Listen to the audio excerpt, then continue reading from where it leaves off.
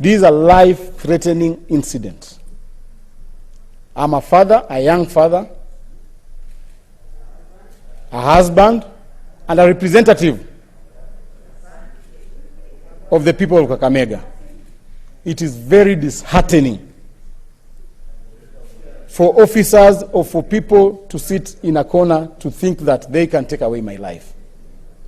I would like to take this opportunity, Chair, to humbly request this committee and the Inspector General to take note that I have said this time and again, that my life is in danger.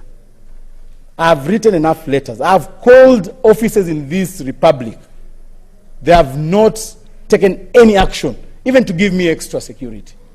I've gone to the Kakamega County Commissioner begging for security, Mr. Chair. Nobody is willing to give me security, Mr. Chair.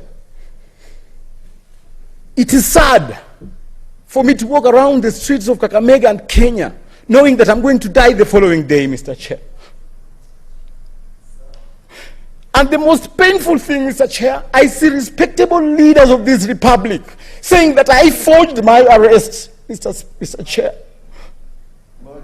After all this, somebody says that I planned with the police to forge, that I stage managed my arrest, surely. That I even sent the police a PIN number.